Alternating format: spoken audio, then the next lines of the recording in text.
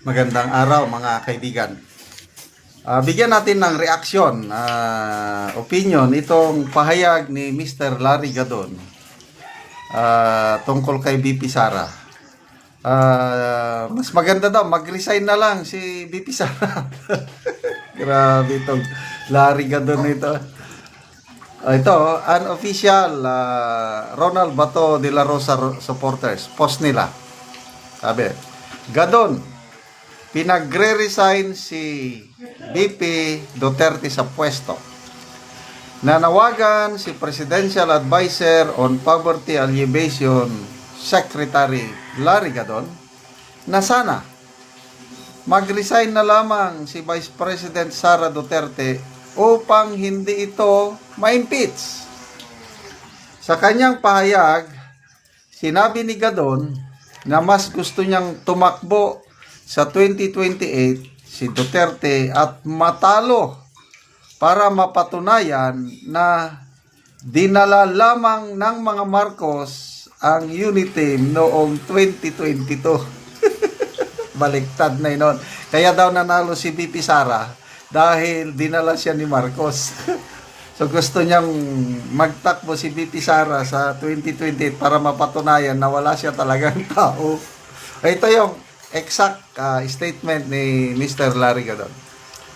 I suggest that BP Sara Duterte should resign and not for the impeachment trial to proceed. Di ba sabi ni BP Sara, gusto niyang matuloy dahil she wants bloodbath. O pinipigilan siya ni Larry Gadon. Wag! Baka hindi ka na makatakbo sa 2028. Mag-resign ka na lang para makatakbo ka sa 2028. Yan. Kailangan mag-resign siya, sabi niya, para pwede pa siyang tumakbo sa 2028 for presidential elections. Gustong-gusto ko siyang tumakbo kasi gusto ko silang mapahiya na talagang wala namang talagang boto ang Duterte. Pagpasensya na lang natin si Mr. Larry Gadon, tinambakan ng grabing ka-otso-otsohan Magbasa lang ako sa mga comments nakakatawa itong Mr. Larry Gadon. Para siyang si Auntie Claire. Card Solomon. Medyo may sakit si Gadon sa utak. Kailangan niya magpatingin sa doktor. Boyax Bells. Ito ang tunay na obob. Rosemary Ruiz Celeste. Not a good idea that BP Sara will resign. It should be PBBM who will be impeached. Dato Malajaila Ibrahim, may saltik talaga ang Gadon na ito. Kel Galaneda, ang amo mo, iparesign mo. Rolly Pacaon, short circuit, brain Gadon. Merly Salim, ikaw ang umalis dyan. Sama mo na ang iyong amo. Charito Moreno, what if ikaw na lang mag-resign? Hindi nga, nag-resign siya Kasama siya sa order ng Pangulo. Mass resignation. Dito natin malalaman ngayon. Kasi wala naman siyang ginagawa Ano bang naitulong niya sa poverty alleviation? SWS survey. Tumataas ang bilang ng mga pobreng pamilyang Pilipino. Very clear yan. Nagtataka nga si Auntie Claire. Bakit ginagawa naman lahat ng administrasyon ang programa? Bakit dumarami ang pobre? Ganon din yung bilang ng mga taong nagugutom. Dumarami. Kaya kini-question minsan ni Auntie Claire yung survey ng SWS. So, kung dumarami ang mga pobre, dumarami ang nagugutom, ano ang silbi ni Presidential Advisor Larry Gadon on poverty alleviation? Diba? Yung return of investment, yung pera natin, yung pinaspasweldo natin sa kanya na more or less, more than 200,000 per month.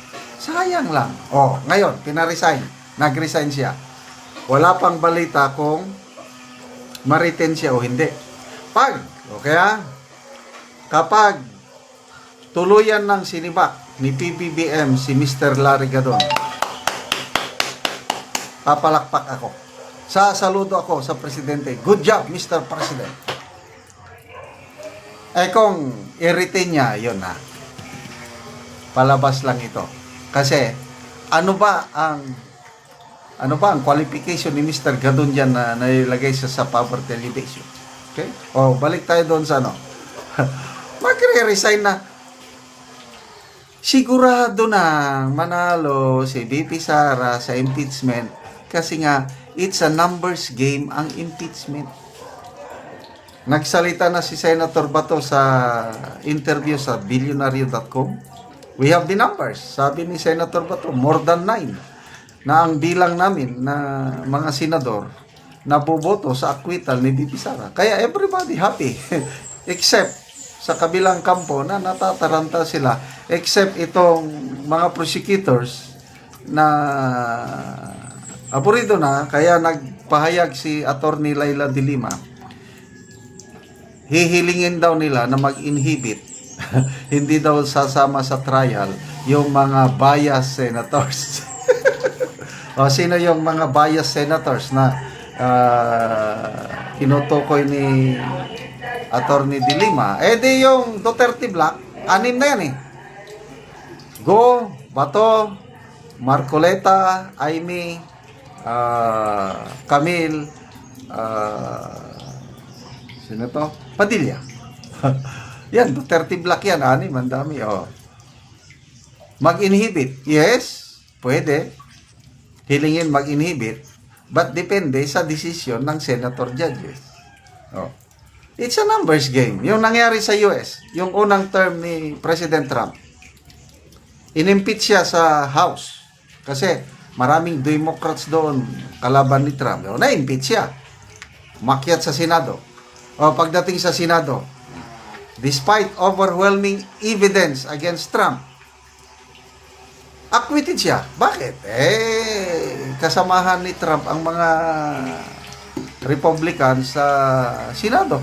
That's the reality sa impeachment. So ano itong pinagsasabi ni Mr. Larry Gadon na mag-resign na lang si VP Sara para makatakbo sa 2028. Tatakbo talaga si VP Sara sa 2028 at humanda ka Mr. Larry Gadon.